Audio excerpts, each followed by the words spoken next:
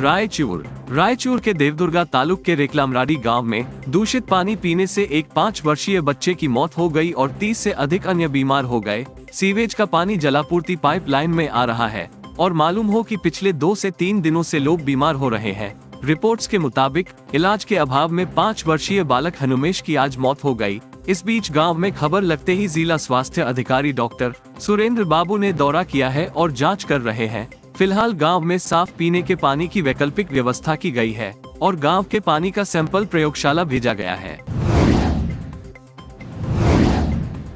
धारवाड़ के कमलापुर इलाके में गुरुवार की देर रात एक रियल एस्टेट कारोबारी समेत 2 लोगों की निर्मम हत्या कर दी गई। मृतकों की पहचान मोहम्मद कुदाची और उनके सहयोगी गणेश के रूप में हुई है। पुलिस का कहना है कि निजी दुश्मनी दोहरे हत्याकांड का कारण हो सकती है। कुदाची और गणेश की घातक हथियारों से हत्या कर दी गई थी और उनके शरीर खून से लथपथ मिले थे। पुलिस आयुक्त रमन गुप्ता ने मौके का दौरा कर जानकारी ली।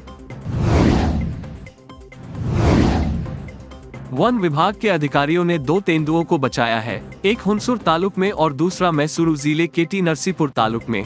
हुनसुर वन्यजीव प्रभाग के वन अधिकारियों ने बुधवार की तड़के हुनसुर तालुक के गिरिजाजी गांव में एक 4 वर्षीय नर तेंदुए को बचाया। टी नरसीपुर तालुक में मैसूरू वन्यजीव विभाग के अधिकारियों ने मंगलवार रात को बूदाहल्ली में एक 3 वर्षीय मादा तेंदुए को बचाया। तेंदुए के देखे जाने की शिकायत के बाद वन अधिकारियों ने इन दोनों गाँवों में पिंजरा लगा दिया था।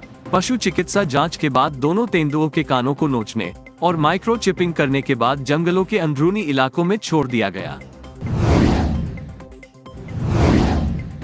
कर्नाटक में नव निर्वाचित कांग्रेस के नेतृत्व वाली सरकार ने राज्य वक्फ बोर्ड के अध्यक्ष मौलाना एन.के. मोहम्मद शफी सादी सहित 4 सदस्यों के नामांकन को रद्द करने के अपने आदेश को वापस ले लिया है। राज्य वक्फ बोर्ड के अध्यक्ष मौलाना सादी और सदस्य मीर अजहर हुसैन, राज्य सरकार ने 22 मई को एक सरकारी आदेश जारी कर याकूब और IAS अधिकारी ज़ैरा नसीम का नामांकन तत्काल प्रभाव से रद्द कर दिया था। कर्नाटक विधानसभा चुनाव के नतीजे आने के बाद मौलाना सादी ने मांग की थी, उप मुख्यमंत्री का पद मुस्लिम समुदाय के किसी व्यक्ति को दिया जाना चाहिए। कर्नाटक विधानसभा चुनाव में 88% मुसलमानों ने कांग्रेस को वोट दिया था, इसलिए कांग्रेस को बहुमत मिला है और वक्फ बोर्ड के अध्यक्ष शफी सादी ने मांग की है कि हमारे समुदाय के 5 मंत्रियों को एक DCM का पद दिया जाए। मैसूरू कोडागु के सांसद प्रताप सिन्हा ने गुरुवार को कहा कि बेंगलुरु मैसूरू एक्सप्रेसवे यातायात की भीड़ के कारण योजना के अनुसार काम नहीं कर रहा है। प्रताप सिन्हा ने शहर में मणिपाल अस्पताल सिग्नल के पास मैसूरू बेंगलुरु दशपथ राजमार्ग पर काम का निरीक्षण करने के बाद संवाददाता सम्मेलन में ये बात कही। उन्होंने कहा कि मैसूर के प्रवेश द्वार पर ट्रैफिक जाम है, जिसके कारण 10 लेन का बेंगलुरु मैसूरू एक्सप्रेसवे योजना के अनुसार काम नहीं कर रहा है। मंत्री के.एच. मुनियप्पा ने आज शुक्रवार को कहा कि शनिवार दोपहर मंत्रिमंडल का विस्तार होगा और शाम तक विभागों का बंटवारा हो जाएगा। उन्होंने कहा कि 4-5 मंत्री पदों को छोड़कर बाकी पद एक ही दिन में भरे जाएंगे। दिल्ली से लौटने के बाद पत्रकारों से बात करते हुए मुनियप्पा ने कहा कि कैबिनेट वरिष्ठों और युवाओं का मिश्रण है। मंत्रिमंडल का विस्तार कल होगा, समय निश्चित है। उन्होंने कहा कि अधिकतर पद भरे जाएंगे। ये पूछे जाने पर कि कितने मंत्री पद भरे जाएंगे, उन्होंने कहा 4-5 पदों को छोड़कर बाकी सभी पद भरे जाएंगे।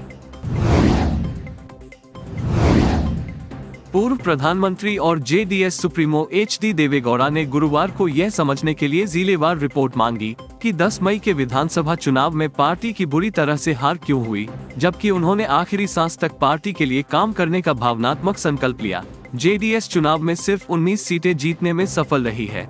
JDS की आत्मनिरीक्षण बैठक में बोलते हुए जहां उन्होंने विधायकों और कार्यकर्ताओं को संबोधित किया, गौड़ा ने कहा, हमें जिलेवार चर्चा करने और अपने उम्मीदवारों की हार के कारणों का पता लगाने की जरूरत है।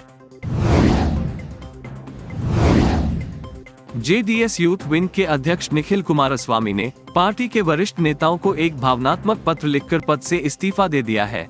पत्र में उन्होंने कहा कि वह विधानसभा चुनाव परिणामों और पार्टी के प्रदर्शन से निराश है और यह भी कहा कि ये पार्टी का कायाकल्प करने का समय है। उन्होंने लिखा, पार्टी के यूथ विंग के अध्यक्ष के रूप में मैंने HD देवेगौड़ा और HD कुमारस्वामी के मार्गदर्शन में इन सभी वर्षों में अपना सर्वश्रेष्ठ प्रदर्शन करने की कोशिश की है।